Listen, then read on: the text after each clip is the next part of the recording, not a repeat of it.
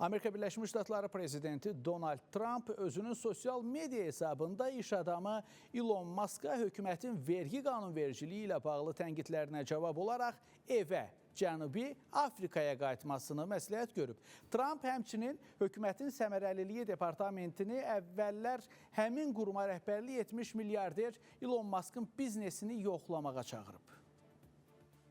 Amerika Birləşmiş Ştatları prezidenti Donald Trump özünün Truth Social media hesabında məşhur milyarder Elon Musk'ın Ağ Ev administrasiyasının yeni xərclər və vergilər barədə qanun layihəsinin tənqidinə özünə məxsus şəkildə cavab verərək seçki kampaniyası zamanı ən böyük dəstəkçisi olan iş adamına onun sərvətinə necə sərvət qatdığını xatırladıb. Donald Trump'ın fikrincə Elon Musk'ın şirkətləri məhz Amerika Birləşmiş Ştatları dövlətinin subsidiyaları hesabına fəzaya peyklər buraxıb elektrik avtomobillərini istehsal edib və bunun nəticəsində də o, hazırki sərvətini əldə edib. Elon yəqin ki, tarixdə ən çox subsidiya alan adamdır. Bu subsidiyalar olmasaydı, ehtimal ki, mağazasını bağlamalı və Cənubi Afrikaya qayıtmalı olardı, deyə Ağ Ev rəhbəri qeyd edib. Trump həmçinin hökumətin səmərəliliyi departamentini əvvəllər həmin quruma rəhbərlik etmiş milyarder Elon Musk'ın biznesini yoxlamağa çağırıb. Bununla belə Donald Trump jurnalistlərə müsahibəsində aralarında gərginlik yaşanmasına baxmayaraq, Musk'a münasibətinin ümumilikdə yaxşı olduğunu deyib. Trump həmçinin əlavə edib ki, Musk onun seçki kampaniyasında iştirak etməsinə baxmayaraq sonradan bir qədər məyus olub. Trump bu narazılığın səbəbini Tesla şirkətinin istehsal etdiyi elektromobillərin Amerika Birləşmiş Ştatlarında yayılmasına hökumətin lazımi dəstəyi verməməsi ilə əlaqələndirib. Rövşən Əliyev, Space xəbər.